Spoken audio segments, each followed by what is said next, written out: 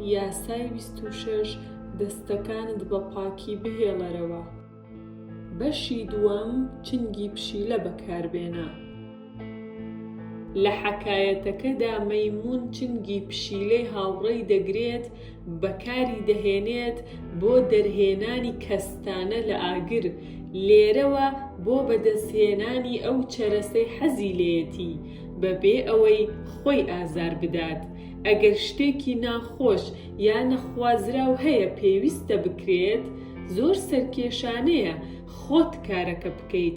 تۆ پێویستت بە بەکارهێنانی چنگی پشیلەیە، کەسێک کە کارێکی پیس ترسناک بۆ تۆ ئەنجام دەدات. چنگی پشیلە ئەو شتت بۆ دەکات کە پێویستە، ئازاری ئەو کەسە دەدات کە پێویستە ئازاری بدەیت و لە چاوی خەڵکی بە دوورت دەگرێت، نەک تۆ وەک بەرپرس لە کارەکە دەستنیشان بکرێیت، لێگەڕێ کەسێکی تر جێبەجێکار بێت یان هەڵگری هەواڵی ناخۆش بێت، لە کاتێکدا تۆ تەنیا خۆشی و شادی بێنە. پەیڕەویکردن لە یاساکە یەکەم. لە 59 پێش زایندا شاژنی ئایندەی میسر کلیۆپاترا کە ئەو کاتە تەنها 10 ساڵان بوو، سەرنگونبوون و دەربەدەربوونی باوکی بەتلیمۆسی 12هەمی بەدەستی کچە گەورەکانی بینی، واتە خوشکەکانی خۆی. یەکێک لە کچەکان بێرێنیس وەکو ڕێبەری یاخیگەریەکە دەرکەوت و بۆ زامنکردنی ئەمەی کە ئەو ئێستا بە تەنیا حکومی میسر دەکات، خوشکەکانی تری زیندانی کرد و مێردەکەی خۆی کوشت. لەوانەیە ئەمە وەکو هەنگاوێکی کردداری بۆ زامنکردنی حکومڕانیەکەی پێویست بوو بێت، بەڵام ئەمەی کە ئەندامێکی خێزانی شاهانە شاژنێک کەمتر نا. ئاوا بە ئاشکرایی توندوتیژێکی وەها بەرامبەر خانەوادەکەی ئەنجام بدات بووە هۆی تۆقینی ڕەعیەکانی و نەیاریەکی توندی وروژاند. 4 ساڵ دواتر ئەم نەیاریە کاریگەری ئەوەندە زۆر بوو کە بەتلیمۆسی گەڕاندەوە سەر دەسەڵات و دەست بەجێ بێرێنیس و خوشکە گەورەکانی تری بەسەربڕیندا. لە 51 پێش زایندا بەتلیمۆس مرد و 4 مناڵی ماوەی وەکو میراتگر بەجێهێشت. هەر وەک نەریت لە میسر وابوو گەورەترین کوڕ بەتلیمۆسی 13هەم کە ئەو کاتە تەمەنی تەنیا 10 ساڵان بوو، هاوسەرگیری لەگەڵ کلیۆپاترای خوشکە گەورەیدا دەکات کە تەمەنی ئێستا 18 ساڵان بوو. جووتەکە پێکەوە وەکو پاشا و شاژن لەسەر تەخت دانیشتن. هیچ کام لە 4 مناڵەکە لە بەرامبەر ئەمەدا هەستیان بە ئاسوودەیی نەدەکرد. هەمووان بە کلیۆپاتراشەوە دەسەڵاتی زۆرتریان دەویست. ململانەی لە نێوان کلیۆپاترا و پتۆلیمی سەری هەڵدا کە هەر یەکەیان هەوڵی دەدا ئەوی تریان بەلاوە بنێت. لە 48 پێش زایندا بە یارمەتی باڵێکی حکوومەت کە ترسی لە چاوچنۆکی کلیۆپاترا هەبوو، پتۆلیمی توانی خوشکەکەی ناچار بکات لە وڵات ڕابکات و خۆی وەکو تاکە فەرمانڕەوا بمێنێتەوە. لە تاراوگەدا کلیۆپاترا پیلانی داڕشت. ئەو ویستی تاکە فەرمانڕەوا بێت و میسر بگەڕێنێتەوە بۆ شکۆمەندی ڕابردوو. ئامانجێک کە هەستی کرد هیچ کام لە خوشکەکانی تری لە دەستیان نایەت. لەگەڵ ئەوەشدا تا ئەو جێگەی کە ئەوان زیندوو بوون ئەوەی دەتوانی خەونەکەی بهێنێتە دی. نمونەی بێرێنیسیش ڕوونی کردبووەوە کە کەس ناتوانێت وەکو شاژنێک حکم بکات کە بینراوە کەسی خۆی کوشتووە. تەنانەت پتۆلیمی 13هەم جورئەتی ئەوەی نەبوو کلیۆپاترا بکوژێت، هەرچەندە دەیزانی لە تاراوگەدا خەریکی پیلانگێڕی دەبێت لە دژی ئەم. لە ماوەی ساڵێک پاش دەربەدەرکردنی کلیۆپاترا، جولیەس قەیسەری دیکتاتۆری ڕۆم گەیشتە میسر. سوور بوو لەسەر ئەوەی وڵاتەکە بکاتە کۆلۆنیەکی ڕۆم. کلیۆپاترا بە دەرفەتی خۆی گەیشت. ئەو پاش ئەوەی بە پۆشاکێکی نەناسرا و داخڵی میسر بوو، چەندەها مایلی بڕی تا گەیشتە قەیسەر لە ئەسکەندەریە. ئەفسانەی ئەوە لە ئارادا بوو کە خۆی بەدزیەوە لەناو فەرشێکی لولدراودا گلۆر کردوتەوە بەردەم قەیسەر و فەرشەکە کراوەتەوە، شاژنی گەنجی لێ هاتۆتە دەرەوە. کلیۆپاترا دەست بەجێ دەستی کرد بە کارکردن لەسەر ڕۆمەکان. ئەو دنەی خۆشەویستەکەیدا بۆ نمایش و بایەغدانی بە مێژووی میسر و سیحرە مێینەکانی بەسەردا هەڵڕژاند. قەیسەر بە زووی ملیدا و کلیۆپاترای گەڕاندەوە بۆ سەر تەخت. خوشکەکانی کلیۆپاترا هەڵچوون، بەڵام ئەو پێش ئەمانیدا بووەوە. پلۆتێمی 11 چاوەڕێ نەدەبوو تا ببینێت دواتر چی ڕوودەدات. لە کۆشکەوە لە ئەلێکساندەریە سوپایەکی گەورەی هێنایە سەر شار و هێرشی کردە سەر قەیسەر. لە وەڵامدا قەیسەر دەست بەجێ پلۆتێمی و خانەوادەکەی خستە ژێر ڕاگرتنی زۆرە ملێوە. بەڵام خوشکە بچووکەکەی کلیۆپاترا بە ناوی ئارسینۆها لە کۆشک ڕای کرد و خۆی خستە پێش هێزێکی سەربازی. میسری لە نزیکبوونەوەدا بوو، خۆی وەکو شاژنی میسر ڕاگەیاند و پێشڕەوی دەکردن. ئێستا کلیۆپاترا بۆ دوجار دەرفەتێکی بۆ خۆی بەدی کرد. ئەو قەناعەتی بە قەیسەر هێنا پلۆتێمی بەڕەڵا بکات بە ڕێکەوتنامەیەکی ئاگربەست ڕابگەێنێت. بێگومان کلیۆپاترا دەیزانی پێچەوانەکەی دەکات، ئەمەی کە ڕوبەڕووی ئارسینۆها دەبێتەوە لە پێناو کۆنتڕۆڵکردنی سوپای میسردا. بەڵام ئەوە لە سوودی کلیۆپاترادا بوو، چونکە ئەمە خانەوادەی شاهانەی پەرتەوازە دەکرد. لەوەش باشتر ئەمە دەرفەتی دەدایە قەیسەر تا لە شەڕەکەدا شکست بە براو خوشکەکانی بێنێت و بیان کوژێت. قەیسەر کە بەهێزی سەربازی لە ڕۆمەوە پاڵپشتی کرا، بە خێرایی شکستی بە یاخیبوان هێنا. لە کشانەوەی میسریەکاندا پتۆلێمی لە ڕووباری نیلدا نەغرۆ بوو. قەیسەر ئارسینۆهەی گرت و وەکو بەند ڕەوانەی ڕۆمی کرد. بە هەمان شێوە چەندەها دوژمنی تیرباران کرد کە لە کلیۆپاترا هەڵگەڕابوونەوە و ئەوانەی تریشی زیندانی کرد کە لە دژی بوون.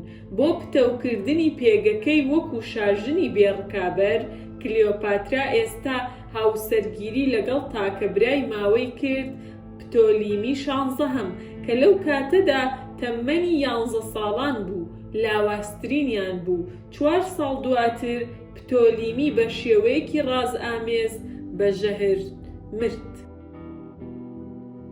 لە 41 پێش زایندا کلیۆپاترا هەمان تاکتیکەکانی لە بەرامبەر دووەمین سەرکردەی ڕۆمی بە ناوی مارک ئەنتۆنی پیادە کرد کە بەسەر قەیسەر جولیەسدا پیادەی کردبوون.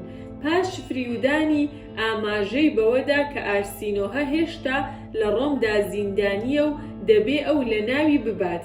مارک ئەنتۆنی باوەڕی بەم کرد و دەست بەجێ فەرمانی تیربارانکردنی ئارسینۆهەی دەرکرد و لەوێوە لە دوایین کەسی خۆی قوتار بوو کە هەڕەشەیەکی گەورە بوون لە بەرامبەر کلیۆپاترادا. ئارسینۆهەی خوشکیشی کوشت. لێکدانەوە ئەفسانەیەک لە ئارادایە کە کلیۆپاترا بە جادووی فریودەرانەی خۆی سەرکەوتوو بوو، بەڵام لە واقعدا هێزەکەی لە توانایەوە دەهات بۆ دنەدانی خەڵک تا بە قسەی بکەن و بەبێ ئەوەی هەست بکەن بەکارهێنراون. قەیسەر و ئەنتۆنی نەک تەنیا لە مەترسیدارترین براو خوشکەکانی قوتاریان کرد، پتۆلیمی 11 و ئارسینۆها، ئەوان هەموو دژمناکانی ئەویان لە نێو برد، هەم لە حکومەت و هەم لە سوپادا. ئەو دوو کەسە بوونە چنگی پشیلەی کلیۆپاترا. ئەوان چوونە ناو ئاگر بۆی، کاری پیسیان کرد، بەڵام پێویست. لە کاتێکدا کە دەرکەوتنی ئەویان وەکو بکوژی خوشک و براکەی و هاوتا میسریەکانی شاردەوە، لە کۆتاییشدا هەردوو پیاوەکە ملیان بۆ ئارەزوەکانیدا، نەک وەکو کۆڵۆنیەک، بەڵکو وەکو مەملەکەتێکی هاوپەیمانی سربەخۆ حکومی میسر بکات. ئەوان هەموو ئەمەیان بۆ ئەو کرد بەبێ ئەوەی پێی بەوە ببەن کە چۆن بەکاری هێناون. ئەمە ڕازیکردنێک بوو لە بەهێزترین و ئاڵۆزترین جۆریدا. نابێت شاژن قەت بەدەستی پیسەوە بەهۆی ئەرکە دزێوەکانەوە دەرکەوێت. نەدەکرێ پاشاش بە ڕوخساری خوێناویەوە دەرکەوێت. لەگەڵ ئەوەشدا دەسەڵات بەبێ پڵیشاندنەوەی بەردەوامی دوژمنان بەردەوام نابێت. هەمیشە ئەو ئەرکە بچووکە پیسانە دەبن کە دەبێ بکرێن بۆ پاراستنی تۆ لەسەر تەخت. وەکو کلیۆپاترا پێویستت بە چنگی پشیلە هەیە. پەیڕەویکردن لە یاساکە دووەم. لە درێنگانی 1920ەکاندا شەڕی ناوخۆ لە چین هەڵایسا لە کاتێکدا کە حیزبە کۆمۆنیست و ناسیۆنالیستەکان لە شەڕدا بوون بۆ کۆنتڕۆڵکردنی وڵات. لە 1927دا چیانگ کایشێک سەرکردەی ناسیۆنالیستی سوێندی خوارد کە دوایین کۆمۆنیست لەناو ببات و بە درێژایی چەندین ساڵی دواتر ئەو تەقریبەن ئەرکەکەی بەجێگەیاند. دوژمنانی بە توندی خستە ژێر فشارەوە و تا ئەوەی کە لە 1934دا ناچاری کردن بچنە ناو ڕێڕۆشتنێکی درێژ. کشانەوەیەکی 6,000 مایڵی لە باشووری خۆرهەڵاتەوە بۆ باکووری خۆرئاوای لاتەریک بە زەویەکی سەختدا کە تیایدا زۆربەی ئەندامەکانی لە نێو چوون. لە درێنگانی 1936دا چیانگ پلانی دواپەلاماری داڕشت بۆ ڕاماڵینیان، بەڵام لە یاخیبوونێکدا گیرە سەربازەکانی خۆی دەستگیریان کرد و ڕادەستی کۆمۆنیستەکانیان کرد. ئێستا جگە لە خراپترین شت چاوەڕێی هیچی نەدەکرد. لە هەمان کاتدا ژاپۆنیەکان دەستیان کرد بە داگیرکردنی چین و چیانگ تووشی سەرسوڕمان بوو. کاتێک لە بری کوشتنی سەرکردەی کۆمۆنیست ماو تسی تۆنگ پێشنیاری سەفقەیەکی بۆ کرد، لێ دەگەڕێن بڕوات و وەکو فەرماندەی هێزەکانی ئەمانوهی خۆیشیان دانی پێدادەنێن. ئەگەر ڕازی بێت شانبەشانی ئەوان لە دژی دوژمنانی هاوبەش شەڕ بکەن. چیانگ پێشبینی ئەشکەنجە و تیربارانکردنی کردبوو. ئێستا نەیدەتوانی باوەڕ بەو بەختەی بکات. ئەو سوورانە چەندێک ئێسکیان سووک بوو. بەبێ ئەوەی پێویست بکات شەڕێکی بەرگریکارانە لە دژی کۆمۆنیستەکان بکات، زانی کە دەتوانێت ژاپۆنیەکان شکست پێبێنێت و پاشان چەند ساڵێک دواتر لە سوورەکانیش دەهاتە دەست و بە ئاسانی تێکی دەشکاندن. ئەو لە ڕازیبوون بە مەرجەکان هیچی نەبوو لە دەستی بدات، بەڵام زۆر شت هەبوون کە بەدەستی بێنێت. کۆمۆنیستەکان بە شێوازی باویان بە تاکتیکی گەریلایی لێدەوڕاکە دەستیان کرد بە شەڕ لە دژی ژاپۆنیەکان، لە کاتێکدا کە ناسیۆنالیستەکان شەڕێکی تەقلیدیان ئەنجامدا. پێکەوە پاش چەند ساڵێک ئەوان سەرکەوتوو بوون لە دەرکردنی ژاپۆنیەکان. لەگەڵ ئەوەشدا ئێستا چیانگ بۆ دوجار تێگەیشت کە ماو تسی تۆنگ بەڕاستی پلانی چی داناوە. سوپاکەی خۆی کە ڕووبەڕووی بەشی گەورەی تەقەمەنی ژاپۆنی بووبووەوە بە ڕادەیەکی زۆر لاواز بوو. چەند ساڵێکی پێدەچوو تا بێتەوە سەر سکە سوپای ناسیۆنالیستەکان.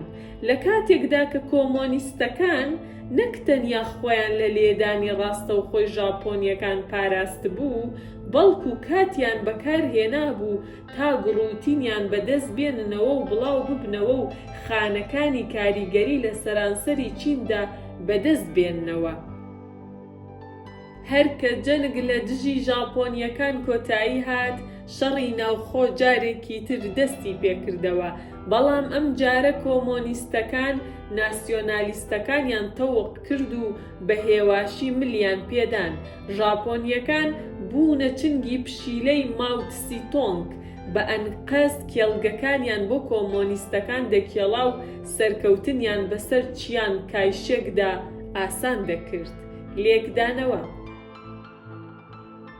زۆربەی ئەو سەرکردانەی دوژمنی سەرسەختی وەکو چیانگ کایشێکیان بە بەندی گرت بوو، جەختیان لەوە دەکردەوە کە بیکوژن، بەڵام لەم کردارەیاندا ئەو دەرفەتەیان لەدەست دەدا کە ماو قۆست بوویەوە. بەبێ چیانگی بە ئەزموون وەکو سەرکردەی ناسیۆنالیستەکان، لەوانە بوو شەڕ بۆ دەرپەڕاندنی ژاپۆنیەکان زۆر زیاتری بخاندایە، دەرئەنجامێکی کارەساتباریشی لێ بکەوتایەتەوە. ماو زۆر لەوە زیرەکتر بوو لێگەڕێت تووڕەی باڵی بەسەردا بکێشێت و کوشتنی دوو باڵندە بە بەردێک لەدەست بدات. لە جەوهەردا ماو دوو چنگی پشیلەی بۆ ئاسانکاری بەدەستهێنانی سەرکەوتنی سەراپاگیر بەکارهێنا. یەکەم، ئەو زیرەکانە چیانگی وەکو چەشتە بەکارهێنا بەوەی سەرکردایەتی جەنگ لە دژی ژاپۆنیەکان بگرێتە ئەستۆ. ماو دەیزانی ناسیۆنالیستەکان بەڕێبەرایەتی چیانگ بە سەرسەختترین شێوە دەجەنگن و سەرکەوتوو دەبن لەوەی کە ژاپۆنیەکان لە چین دەرپەڕێنن ئەگەر لە هەمان کاتدا خۆیان بەشەڕ لە دژی کۆمۆنیستەکان سەرقاڵ نەکەن. بۆیە ناسیۆنالیستەکان یەکەمین چنگە پشیلە بوون کە بەکارهێنران بۆ دەرپەڕاندنی ژاپۆنیەکان. بەڵام ماو بە هەمان شێوە دەیزانی لە پرۆسەی ڕێبەرایەتیکردنی جەنگ لە دژی داگیرکەراندا پاڵپشتی ئاسمانی و تەقەمەنی ژاپۆنیەکان هێزە تەقلیدیەکانی ناسیۆنالیستەکان لە نێو دەبات. ئەو زیانەی دەگەیاند کە لەوانە بوو چەندەیەکی پێ بچێت تا کۆمۆنیستەکان بتوانن ناسیۆنالیستەکان لەناو ببەن. بۆچی کات و ژیانیان بە فیڕۆ بدایە ئەگەر ژاپۆنیەکان بیانتوانیایە بە خێرایی کارەکە ئەنجام بدەن. ئەم سیاسەتە ژیرانەیی بەکارهێنانی چنگی پشیلە بوو ڕێگەی بۆ کۆمۆنیستەکان خۆش کرد تا سەرکەوتوو بن. دوو بەکارهێنانی چنگی پشیلە هەیە بۆ ڕزگارکردنی ڕواڵەت بەو شێوەی کە کلیۆپاترا کردی بۆ ڕزگارکردنی وزە و تەقەلا. ئەوەی دوایین بە تایبەت پێویستی بەوەیە کە تۆ لە پیشاندانی پلانی چەند جوڵەیەکدا دای بنیت درک بەوە بکەیت کە جوڵەیەکی کاتی بۆ دواوە بۆ نمونە لە چیانگ بگەڕێیت بڕوات دەشێ سەر بکێشێت بۆ بازدانێکی گەورە بەرەو پێشەوە. ئەگەر تۆ بە شێوەیەکی کاتی لاواز بوویت و پێویستت بە کات بوو تا بیتەوە سەر سکە، زۆر جار ئەمە بەکەڵکت دێت کە ئەوانەی دەوروبەرت وەکو پەردەیەک بەکاربێنیت بۆ شاردنەوەی نیازەکانت وە چنگی پشیلەیەک تا کارت بۆ بکات. سۆراغی لایەنێکی سێیەمی بەهێز بکە کە هەمان دوژمنی تۆی هەیە. ئەگەر چی لەبەر هۆکاری جیاواز پاشان هێزی باڵایان بقۆزەرەوە بۆ وەشاندنی چەند گورزێک کە وزەیەکی زۆرتری لێدەبردی چونکە تۆ لاوازتری. تەنانەت تۆ دەتوانیت بەهێمنی بەرەو ناو نەیارەکان ئاڕاستەیان بکەیت. هەمیشە ئەوانەی کە بە ئاشکرا شەڕانگێزن وەکو چنگی پشیلە سۆراغیان بکە. ئەوان زۆر جار ئارەزومەندن بێنە ناو شەڕەوە و تۆ دەتوانیت شەڕە گونجاوەکە بۆ مەبەستەکانی خۆت هەڵبژێریت. نابێ مرۆڤ ئەوەندە ڕاست و ڕەوان بێت. بڕۆ و سەیری دارستان بکە. درەختە ڕاستەکان دەبڕدرێنەوە، چەماوەکان وازیان لێدەهێنرێت. کلیلی دەسەڵات. لانی کەم لەوانەیە تۆ وێنای ئەوە بکەیت کە تەقەلای بەردەوام و وا دەرکەوتن کە سەرسەختانەتر لە هەر کەسێکی تر کار دەکەیت دەلالەتی دەسەڵات بێت. لە ڕاستیدا کاریگەری پێچەوانەی هەیە. ئەمە گوزارشتە لە لاوازی. بۆچی؟ تۆ زۆر سەرسەختانە کار دەکەیت. لەوانەیە تۆ لێهاتوو نەبیت و تەقەڵایەکی زیادە بخەیتە کار تەنیا بۆ ئەوەی لە دواوە نەبیت. لەوانەیە تۆ یەکێک بیت لەوانەی کە نازانن چۆن ئەرگ ڕاپەڕێنن و تێکەڵاوی هەموو شتێک دەبن. کەچی کەسی بەڕاستی بەهێز قەد ماندوو یان بە پەلەپەل دیار نییە. لە کاتێکدا کە ئەوانی تر هەتا بنهەنگڵی قۆڵیان لێ هەڵماڵیوە. ئەوان کاتی سەرگەرمی خۆیان بەسەر دەبەن. ئەوان دەزانن چۆن خەڵکی گونجاو بدۆزنەوە تا تەقەلای خۆیان بخەنە کار. لە کاتێکدا کە ئەوان وزەی خۆیان پاشەکەوت دەکەن و دەستی خۆیان لە ئاگر دەپارێزن، بە هەمان شێوە لەوانەیە تۆ بڕوات وابێت کە کردنی کارە پیسەکە لەلایەن خۆتەوە ڕاستەوخۆ بەشداربوونت لە کردارە ناخۆشەکان دەسەڵاتی خۆت دەسەپێنیت و ترس و خۆف بڵاو دەکەیتەوە. لە ڕاستیدا تۆ ڕواڵەتێکی دزێ و بە خۆت دەبەخشیت و پێگەکەت بەکار دەبیت. خەڵکی بەهێزی ڕاستەقینە دەستیان بە خاوێنی دەهێڵنەوە، تەنیا شتە باشەکان دەورەیان دەدەن، تاکە ڕاگەیاندنیان بریتیە لە ڕاگەیاندنی دەستکەوتێکی شکۆمەندانە. بێگومان زۆر جار پێویست دەکات وزە سەرف بکەیت، یان ببیتە هۆکاری کردارێکی خراپ، بەڵام نابێ قەد وەکو بکەری ئەم کردارە دەربکەویت، چنگە پشیلەیەک بدۆزەرەوە. هونەرەکانی دۆزینەوە بەکارهێنان و لە کاتی خۆیدا ڕزگاربوون لەم کەسانە بەدەست بێنە کاتێک ڕۆڵی چنگە پشیلە جێبەجێ بووە. بڕگەیەکی جەوهەری بۆ ئەوەی وا لەم ستراتیژیە بکەیت کاریگەر بێت ئەوەیە کە ئامانجەکە داپۆشیت، ڕازئامێزی بکەیت وەکو ئەو بەلەمە نامۆیانەی دوژمن کە بە شێوەیەکی ڵێڵ لە ناو تەمومشدا دەردەکەون. کاتێک ڕکابەرەکانت ناتوانن دڵنیابن لەوەی کە تۆ بە تەمای چیت و بە دوای چێوەیت، ئەوان بە شێوازگەلێک کاردانەوە نیشان دەدەن کە زۆر جار لە دوورمەودادا لە دژیان دەشکێتەوە. لە ڕاستیدا ئەوان دەبنە چنگە پشیلەی تۆ. ئەگەر تۆ نیازەکانت ڕووپۆش بکەیت، زۆر ئاسانترە بەرەوناو ئەو جوڵانە ڕێنماییان بکەیت کە کوتومت ئەو شتەی تۆ دەتەوێت ئەنجامی دەدەن. بەڵام پێت باشترە خۆت نەیکەیت ئەنجامی بدەن. لەوانەیە ئەمە پێویستی بە پلاندانانی چەند هەنگاوێکی لە پێشینە هەبێت، وەکو ئەو تۆپەی لە بلیاردا کە چەند بەرکەوتنێک بەر لایەکان دەکەوێت بەر لەوەی بچێتە ناو کونێکی گونجاوەوە. ئاسانترین و کاریگەرترین ڕێگە بۆ بەکارهێنانی چنگە پشیلە زۆر جار چاندنی زانیاریە لەوەدا کە دوای ئەو لای ئامانجە سەرەکیەکەت بڵاوی دەکاتەوە.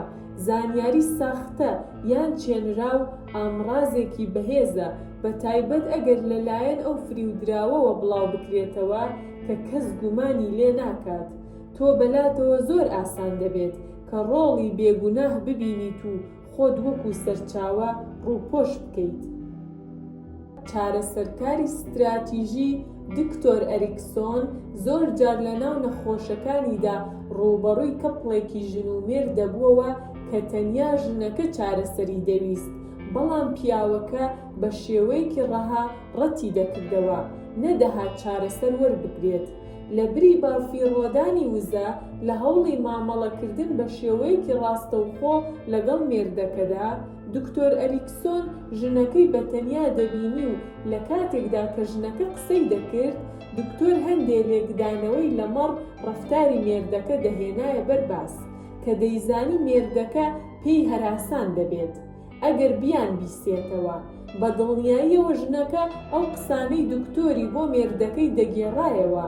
پاش چەند هەفتەیەک مێردەکە ئەوەندە پەس دەبوو کە سوور دەبوو لەسەر ئەوەی لەگەڵ ژنەکەی بچێتە لای دکتۆرەکە بۆ ئەوەی قسەکانی ڕاست بکاتەوە. وێنە چنگی پشیلە.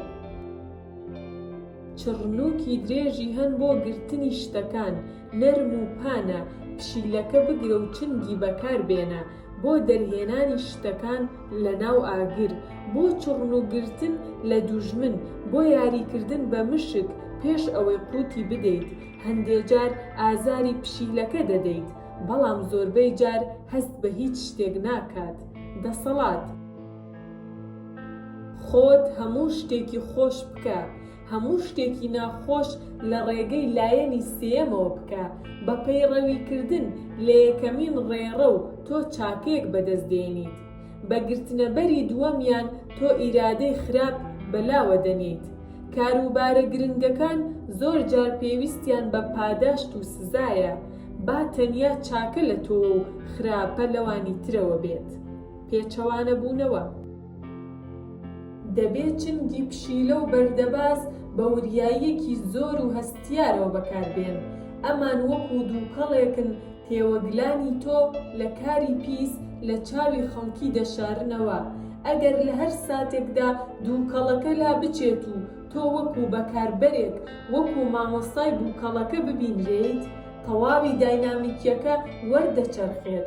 دەستی تۆ لە هەموو شتێک دەبێت و تۆ لە بەرامبەر ئەو نەکبەتیانەدا سەرکۆنە دەکرێت کە لەوانە بوو هیچ پەیوەندیەکت پێیانەوە نەبایە. هەرکە بەڕاستی دەرکەوت ڕووداوەکان دەبنە تۆپەڵە بەفرێک لەو دی و کۆنتڕۆڵی تۆوە. ئەگەر پێویست بکات تۆ چنگی پشیلە یان بەردەباز لە کردارێکدا بۆ لێکەوتەیەکی گەورە بەکاربێنیت، زۆر وریابە، لەوانەیە ئاستێکی زۆر بەلاڕێداچوونی لێ بکەوێتەوە.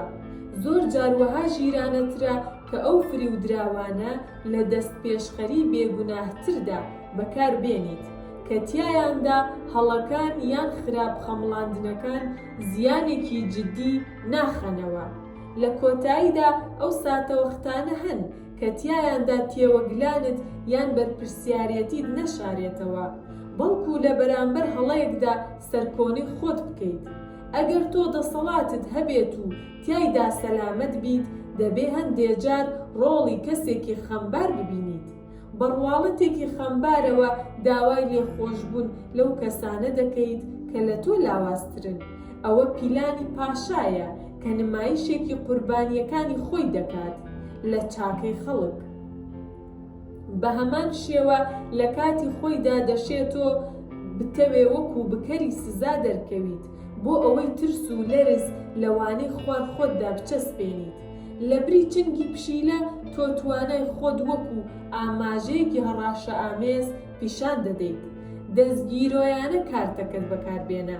ئەگەر تۆ زوو یاری بکەیت، ترس دەگۆڕێ بۆ کینە، ئەمەش ڕۆژێک دەتخات بچۆرە ناو خۆی بەکارهێنانی چنگی پشیلە. ئەمە زۆر سەلامەتترە.